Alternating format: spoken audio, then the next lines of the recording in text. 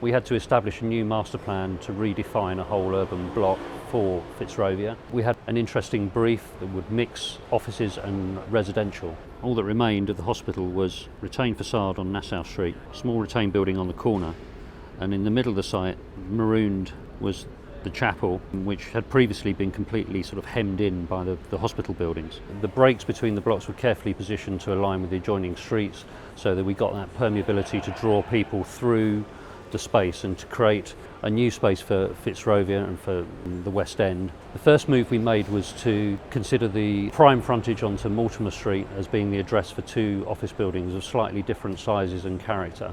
So that defined the first piece of the jigsaw.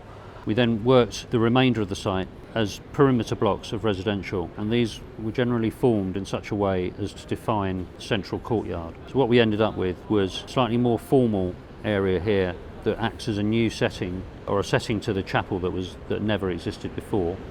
And then we carved out a pocket of space here. From morning, midday and into the afternoon, there's always some sunlight in the central space, creating somewhere that would be somewhere that people would want to dwell. We then worked into the different frontages, making sure there was entrances at crucial points so that the perimeter streets were animated and activated.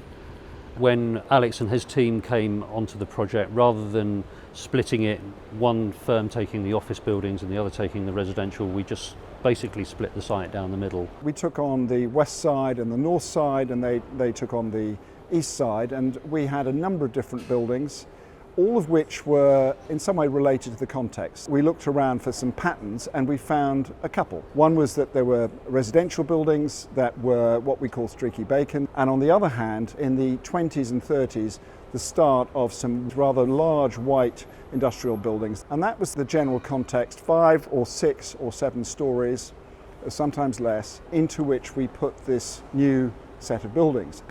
We carefully coordinated the white Portland stone that we've used on the two office buildings and the different brick textures and pointing details that we've used on the residential, as well as the treatment to the balconies, the proportions of the windows. All of those things were discussed quite openly. So we had the residential buildings which were more brick and more articulated, more subdivided up, and our office building, number 2 Fitzroy Place, which had a very particular aspect to it, which is that it was connected to the chapel, a very significant element that had to be recognised in the architecture and is responsible for the vaulted appearance of the top of the building because the chapel itself is vaulted. I suppose that the really interesting legacy of this project, a courtyard of around 40 metres by 50, a place that will always be animated, hopefully by people moving through, but also by people enjoying the sunshine, having their sandwiches, and a break from the busyness of the streets around.